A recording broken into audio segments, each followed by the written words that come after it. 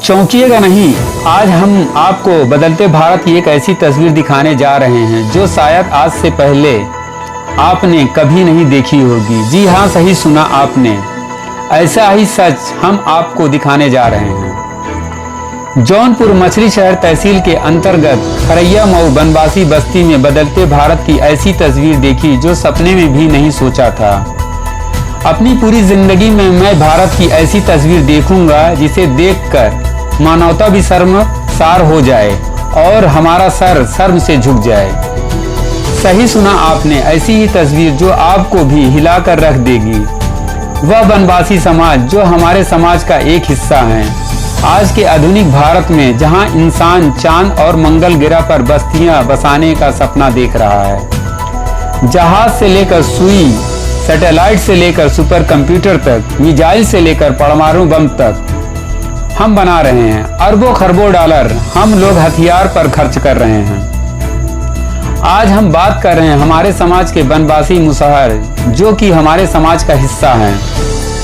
आज उनकी ये हालत देखकर सारे भारतवासियों का सर शर्म से झुक जाएगा। कहीं ना कहीं हमारे सरकारों की यह बहुत बड़ी नाकामी है जिसकी कीमत आज ये बनवासी समाज चुका रहा है।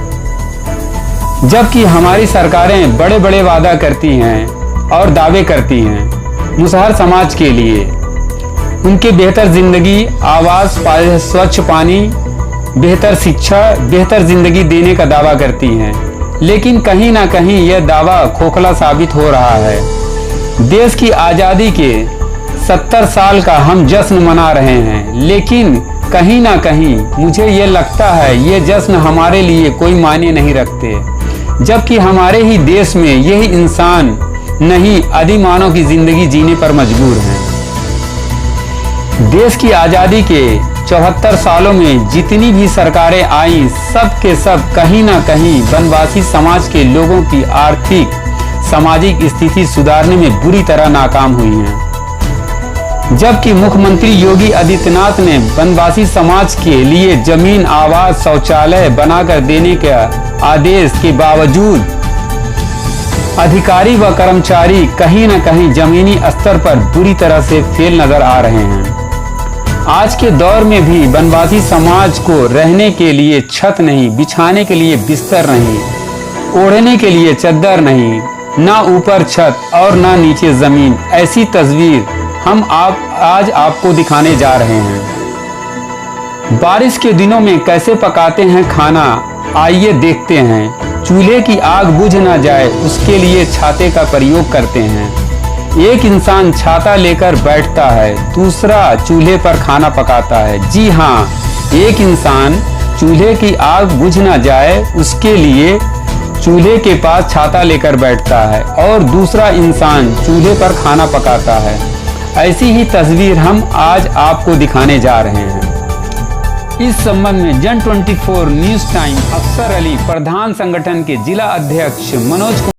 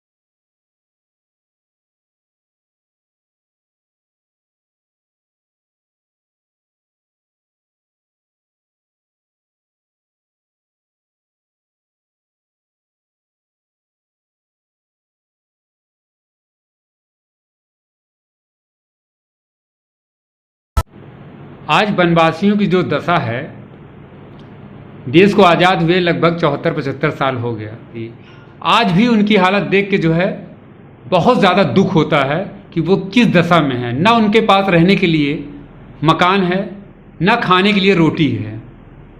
इसका जिम्मेदार कौन है?